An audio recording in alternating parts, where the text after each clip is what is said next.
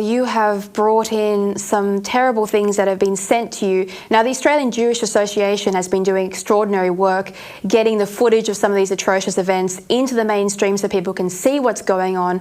And as a result of that, these clips have gone viral with millions of views, and viral videos come with death threats from those who aren't very happy about seeing their crimes on full display. Now, first of all, we're going to play an audio threat that was sent to your organisation. Just had a car full of 4 little Arab boys tell me to wind down my window. They asked me, do you know where any Jews are? I thought they were saying Jules, but they were saying, do you know where any Jews are? I go, nah, don't know where any Jews are, but why? They're like, oh, they'll know what we're going to do with them when we're done with them. And the guy in the back was like, we're on the hunt to kill Jews. This was right now, about 10 minutes ago. Anyway, I've made a report with CSJ, I've made a report with the cops, but these guys look like they were fucking scary. So everyone just look after themselves.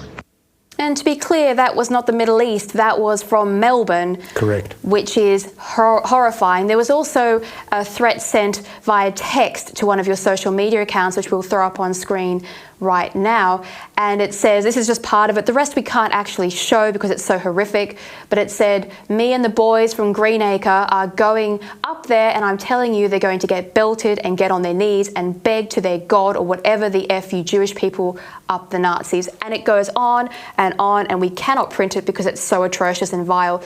David, is this just a sampling of what you've been receiving and seeing happening to Jews in Australia?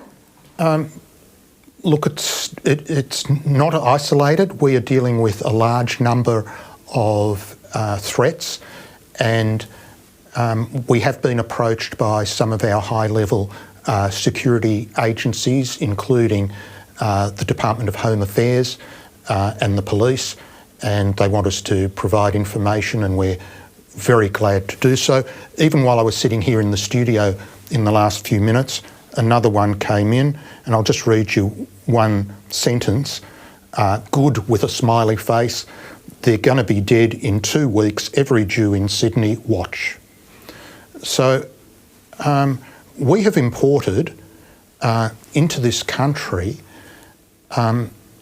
people who have a jihadist mindset, people who want violence and death, just because we have a different worldview, a different perspective on the Middle East.